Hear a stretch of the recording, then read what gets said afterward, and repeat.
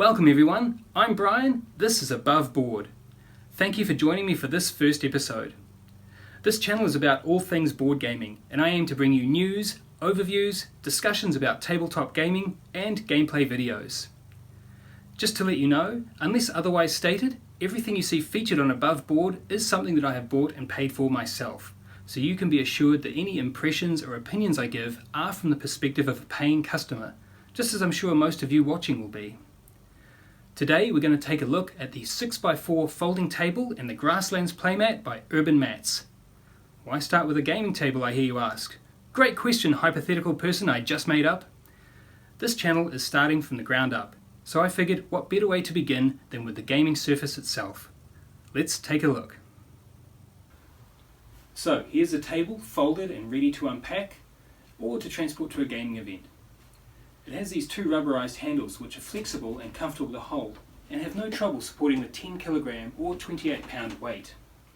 So while it's not the sort of thing you want to lug about all day, getting it into and out of a car or moving it from one room to another shouldn't be too much trouble for most people. So I'm going to show you how to set it up. The table is constructed from lightweight aluminium and MDF, so it's fairly durable and the occasional coffee spill won't bother it. But if you're the sort of person that spills drinks willy-nilly around a board game, then you monster, how do you sleep at night? The upper legs unfold and lock into place, while the lower legs unclip from beneath the table and then simply snap into the upper legs, resulting in an overall height for the table of about 79 centimeters or about 2 feet 6 inches. So here it is, all assembled and ready to go, and I flipped it over without any help from my wife at all. And while it does have these slightly raised aluminium borders around each section, they're not obtrusive and I haven't found that they interfere with any of the games that I play. And later, as you'll see, once the game mat is in place, or if you use a tablecloth or something similar, they're going to become even less noticeable. Now overall, you can end up with a full 6x4 foot or 185 centimeter by 122 centimeter playing surface. The only thing I'd be mindful of with this table is that it is intended for board games and miniatures gaming, so don't go sitting on it expecting it to take your weight, or you could find yourself the centerpiece of your next gaming session. Additionally, there are these small latches on the side, which if you're not mindful of them, could catch clothing, or a finger, or a hip. So where's the hips? As you can see, once the 6 legs are in place, they provide a fairly stable playing surface. There is some minor movement if you seek it out, but overall I'm confident enough in this table that it's actually replacing the old dining table I used to use as my gaming surface.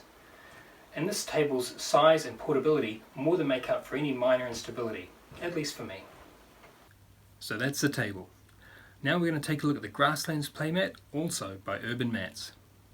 UrbanMatZ makes a range of playmats and 3D terrain suitable to most types of tabletop gaming. The mats themselves are made from a mixture of mousepad material, rubber and neoprene, resulting in a durable, waterproof and high quality play surface. So here it is. As you can see, the dimensions perfectly fit the size of the table. Now there are other sizes available on UrbanMatZ's website, and they have a large range of designs from roads and deserts to wasteland, starfields and snow. Now, I personally chose the Grasslands Play Mat not just because it's gorgeous to look at, but because I think it makes a great thematic backdrop to a wide range of games.